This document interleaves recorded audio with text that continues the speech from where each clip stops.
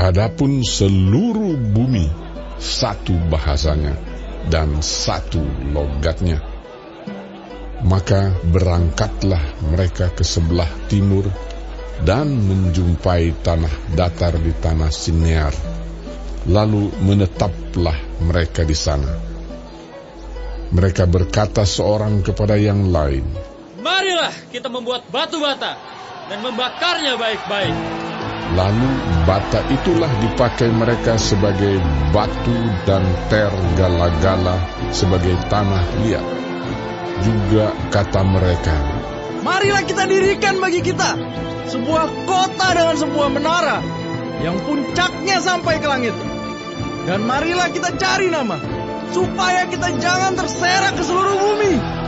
Lalu turunlah Tuhan untuk melihat kota dan menara yang didirikan oleh anak-anak manusia itu.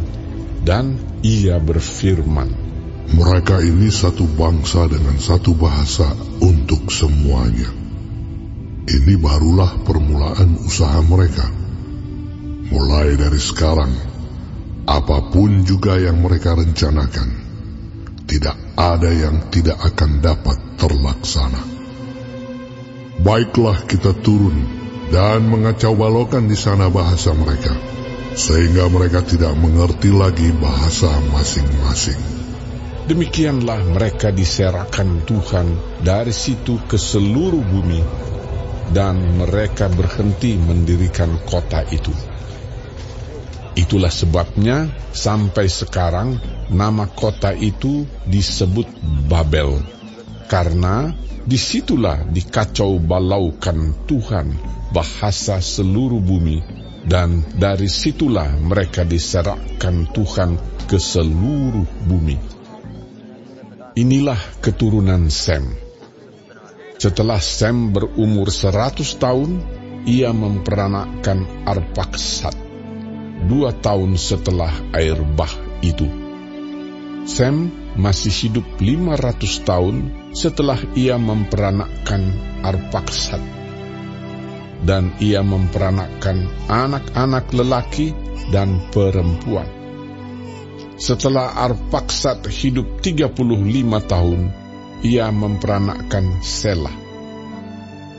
Arpaksad masih hidup 403 tahun setelah ia memperanakkan Selah, dan ia memperanakkan anak-anak lelaki dan perempuan. Setelah Selah hidup 30 tahun, ia memperanakkan Eber. Selah masih hidup 403 tahun setelah ia memperanakkan Eber, dan ia memperanakkan anak-anak lelaki dan perempuan. Setelah Eber hidup 34 tahun, ia memperanakkan Peleg. Eber masih hidup 430 tahun setelah ia memperanakkan Peleg, dan ia memperanakkan anak-anak lelaki dan perempuan. Setelah Peleg hidup 30 tahun, ia memperanakkan Rehu.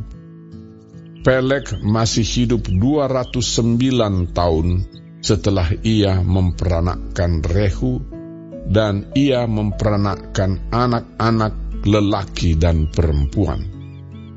Setelah Rehu hidup 32 tahun, ia memperanakkan Seruk.